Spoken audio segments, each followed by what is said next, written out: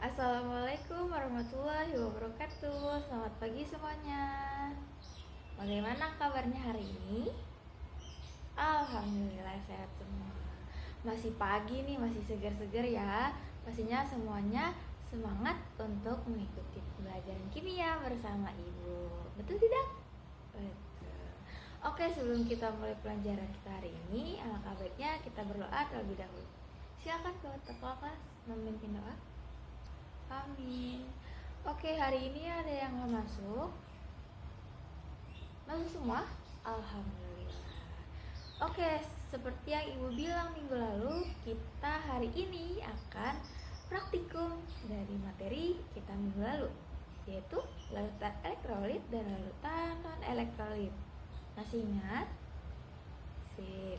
Oke, sebelum kita menuju ke laboratorium, Ibu ingin mereview kembali materi yang sudah kita pelajari minggu lalu. Siap? Oke.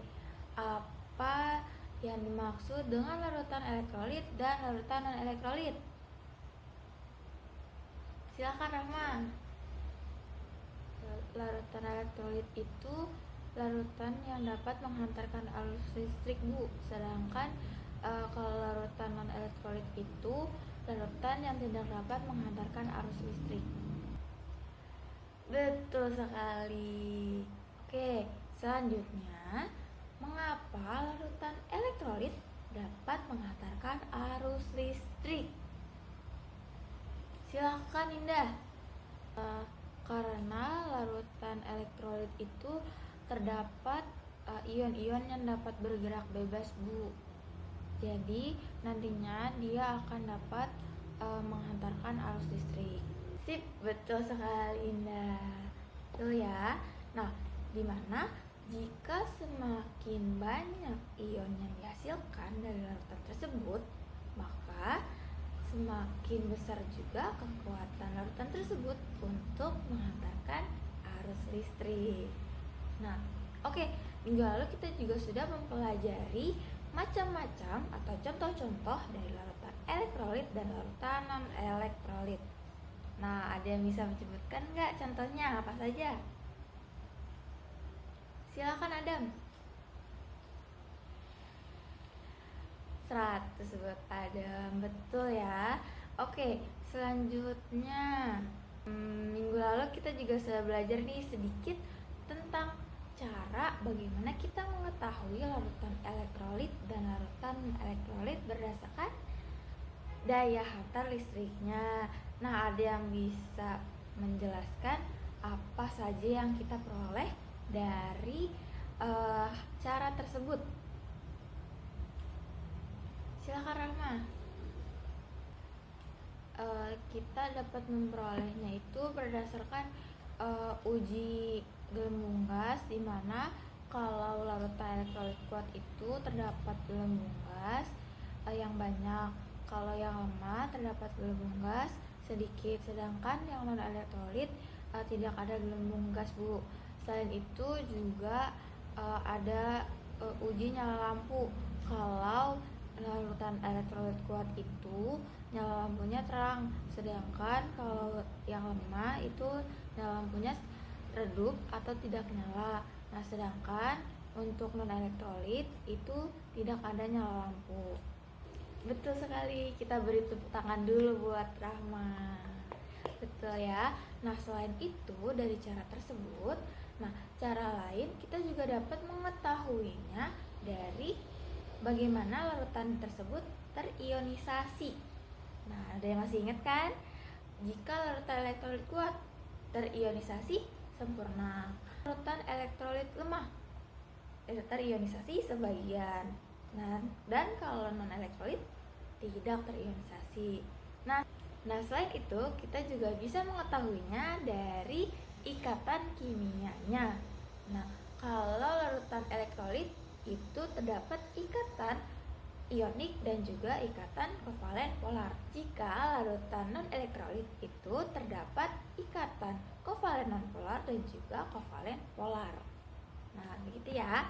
Masih ingat? Paham? Sip. Oke, ada yang ingin bertanya? Silakan Dika. Oke, pertanyaannya bagus. Nah, sebelum Ibu menjawab pertanyaan Dika, ada yang ingin mencoba menjawab pertanyaan dari Dika? Ayo, jangan malu. Silakan Indah.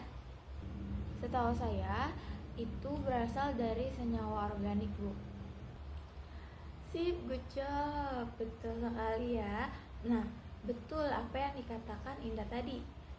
Pada larutan non-elektrolit, ikatan kovalen polar itu berasal dari senyawa organik.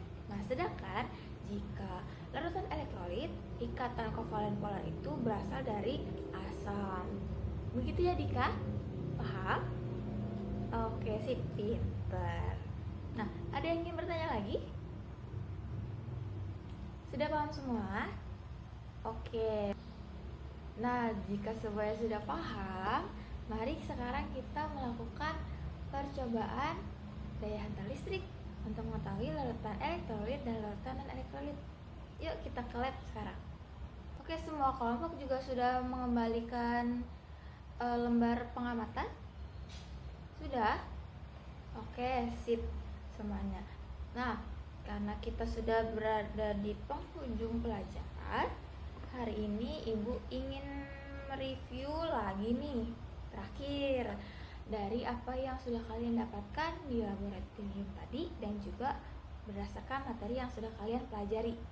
Oke, Ibu akan memberikan 2 pertanyaan berhadiah. Nah, ayo, siap ya? Oke, pertanyaan pertama. Sebutkan larutan apa saja dari percobaan kalian yang termasuk larutan elektrolit kuat, elektrolit lemah, dan non-elektrolit. Silakan Indah. Untuk larutan elektrolit kuat tadi ada NaCl dan HCl. Nah, kalau yang lemah itu tadi ada asam asetat dan minuman ionik. Nah, sedangkan untuk yang non-elektrolit tadi ada air keran dan air gula, Bu. Sip, betul sekali. Dan nih tinggal 1 orang lagi yang akan mendapatkan hadiah dari Ibu. Ayo semangat, semangat, semangat. Oke, pertanyaan kedua. Ada zat padat yang dilarutkan dalam air dan ternyata larutan tersebut dapat menghantarkan arus listrik. Nah, mengapa ya demikian? Ayo, mengapa ya? Silakan Rama. Karena zat padat tersebut terurai menjadi ion-ion dalam air, Bu.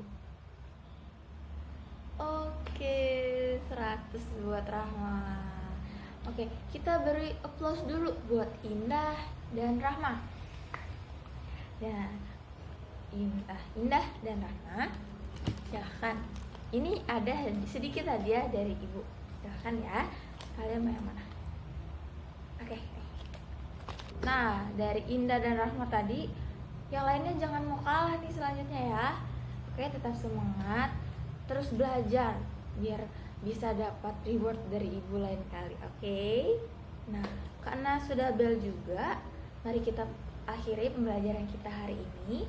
Terima kasih kalian semua sudah semangat belajar kimia bersama Ibu sampai saat ini. Ibu tadi lihat kalian sangat bersemangat juga pada saat praktikum ya. Dijaga terus semangatnya, jangan lupa belajar lagi, dipelajari lagi materi yang akan kita pelajari selanjutnya.